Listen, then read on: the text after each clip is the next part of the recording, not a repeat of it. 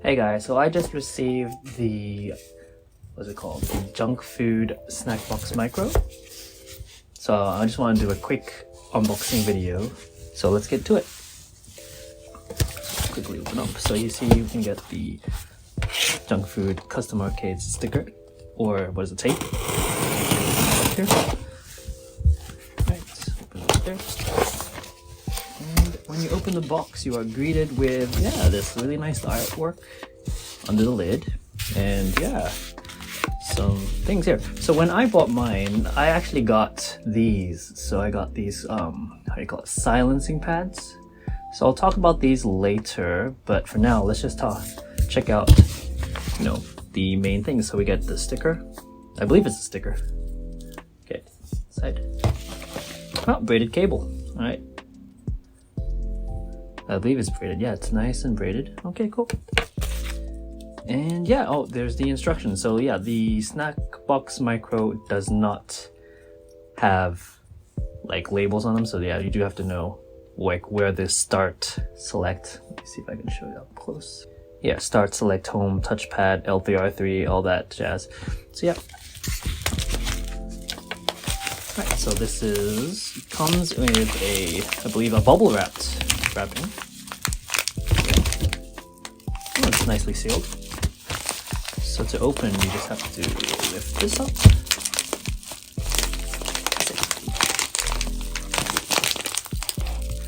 Wow, it's really tight. It's really stuck on with really strong glue. Okay, one sec.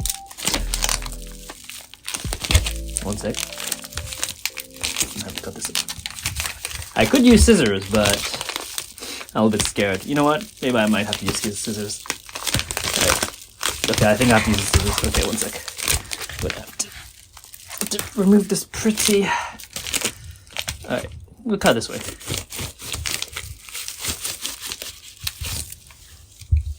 Okay. And there we are. Look at that. So this is the Snack Box Micro. So the back, like that. We'll just quickly take over this box. So that's what it looks like. Straight from the box, nice and clean. Yeah, I really like it. It's really light. So let's check out the buttons. Wow, these are cool.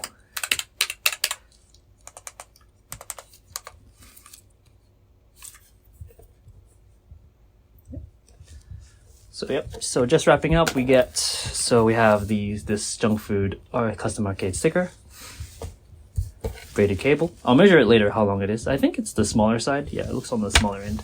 And some silencing pads. Okay. Alright, so I've been using this controller for about a week now, and I wanted to give you my thoughts and impressions and experiences so far. So let's start with the build quality. So the controller itself, I feel like it's really nice. It's, it's not, Sony level, PlayStation controller level kind of quality, but at the same time, for what you get, it's really nice. The fact that the way the lights light up, the quality of the plastic used, and the backing. The backing is a non-slip kind of, layer. Feels really nice to the touch, and the fact that they, embroidered or, printed out the words micro at the back, it's a very nice touch. So far I'm really digging, this controller. As far as scratching goes, I feel like this material isn't it's very hard to, scratch with. Like I tried to use my nails to scratch it with, but I don't find it easy to scratch. But at the same time, if you shine a light at an angle on this controller, you will find little bits of, what seem to be scratch marks. I'm not sure what they are, but they're very discolored. But at the same time, I don't think they're scratches, but it might be something, it might be the nature of the material, but but that's like 1% of the time. The other 99%, you barely notice that, and it still looks good. The buttons themselves, they feel really, really nice. I think they recently updated the material that they used for the injection molding for the buttons. Yeah, and they feel really nice to the touch. Yeah. These are concave as well. So this is like the opposite of a normal, Sanwa button, an arcade controller button that you really get. It's more akin to like a keyboard, essentially. Not as like extreme, but at the same time, it's much easier to find your way, when you put your hands on them. Yeah, it's really nice. So another thing I wanted to talk about was the cable that you get. So the cable that you get, I think, yeah, they definitely didn't make this cable. They probably got a supplier. It's a nice white and black mixed braided cable. It's not bad. It comes in at 90 centimeters, just shy from 1 meter. So it's quite on the short end. The quality, actually I don't like the quality. I don't know if it's just my one, but when I try to plug it in, I have to force it in. I think like the quality, yeah, whoever made this is definitely one of the mass-produced cheap kind of cables. The fact that it's braided means you're very less likely to see any damage, but at the same time I definitely feel like this will break soon if I keep using this. And yeah, I definitely plan to completely replace this cable. I'm actually already using the cable that came with the PlayStation 4 controller, and it's already doing a much better job. It plugs in nice. It plugs in nicely, right in there. Fits perfectly. I think that might be on purpose, so who knows? Yeah, it's a little bit longer than the cable because I'm already this is the cable. I'm already touching both ends of the cable, and yeah. So, it's already much better, but I think eventually in the future, I might upgrade to a fancy, maybe like aviator cables that they have for keyboards. Yeah, I think that would be really nice addition for that. But, so just letting you know, yeah, if you plan to use the cable that came with it, you might not be happy with it, and you will probably replace it in the near future. Speaking of cables, the connection for the cable to the controller is micro USB. I don't know what to think about that.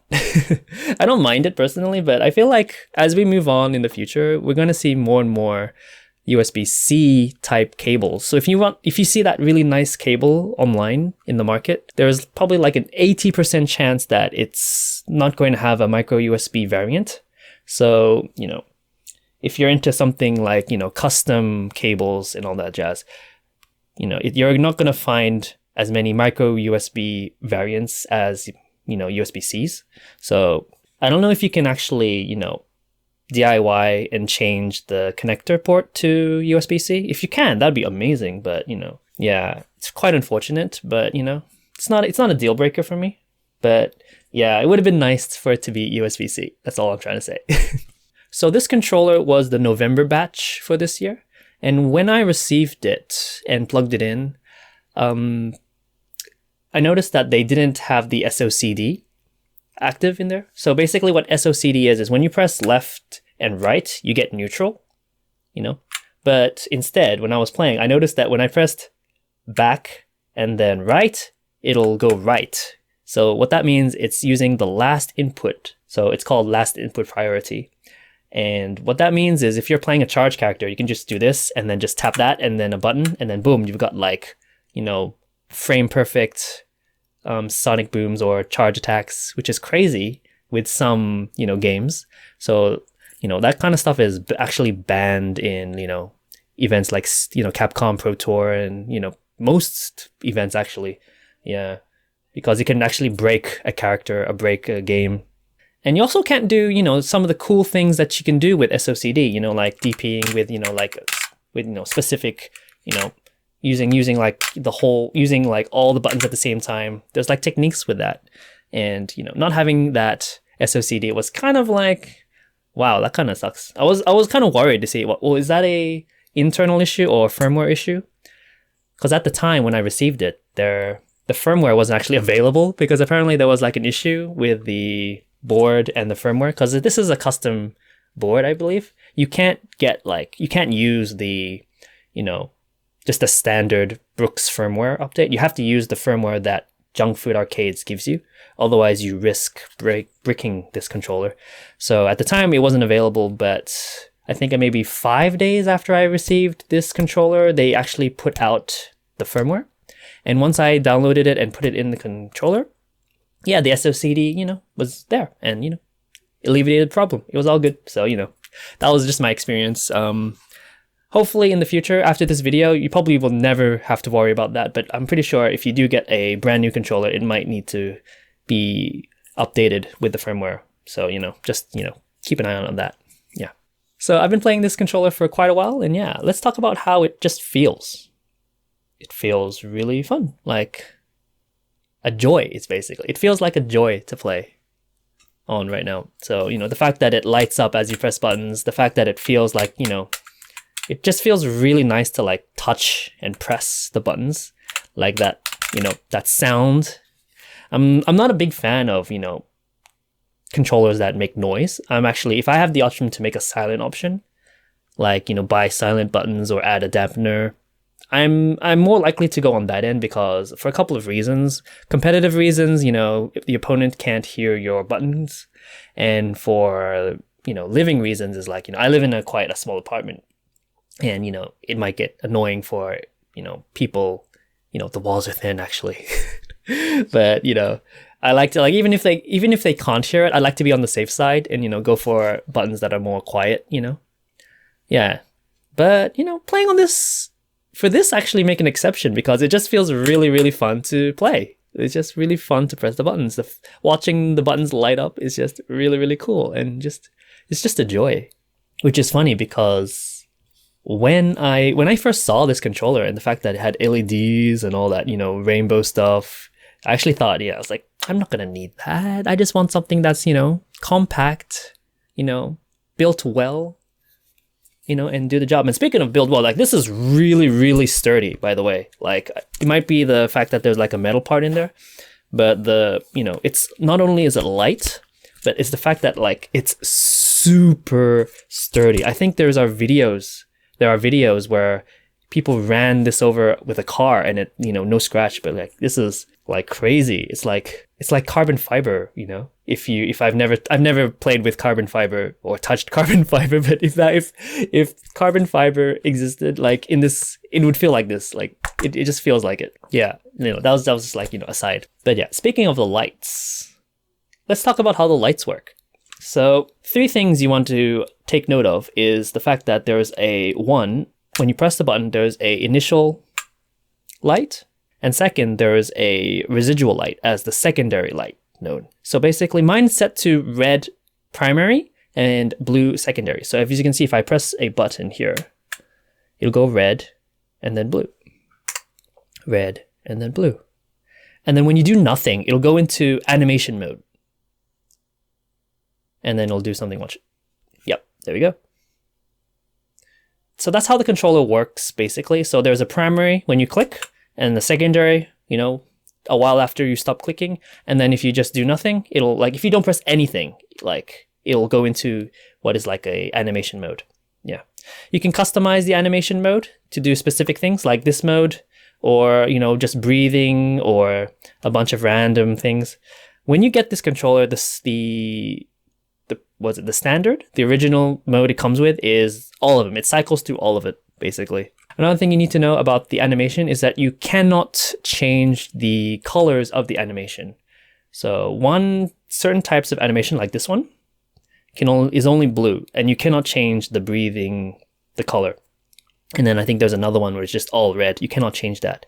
And the rest, I think, use a combination of all the colors. So yeah, you definitely can customize that. But yeah, it's pretty nice though. I really like it. So playing on this keyboard-like controller, I find myself, it feels a little bit like, playing on a keyboard, right? Because of that, I had this really weird, change in muscle memory. Like a lot of my inputs, I felt they were very affected. Like for example, I would miss diagonal inputs when I would play on this controller. And it might be the fact that they use different switches. So if you guys don't know, they use the Kale chalk switches, which are, specific for this controller. This is how they get the controller to be this thin. The standard, if you use like a controller like that uses gamer finger buttons, they use the Cherry MX switches, which are a little bit thicker. So my controller before this controller was the gamer fingers with the Cherry Silver Speed Silvers. The Speed Silvers have a shorter pre-travel than these, actually. I think these have a pre-travel of 1.5, millimeters, while the other ones, the Speed Silvers, have 1.2. So I'm not sure if that is actually affecting my execution, but I think, it's not too bad. Like, you can get used to it. Like, I think when you're playing on this controller, you definitely do have to be more purposeful with your inputs more than, the other controller, which is kind of strange, but it might be just me.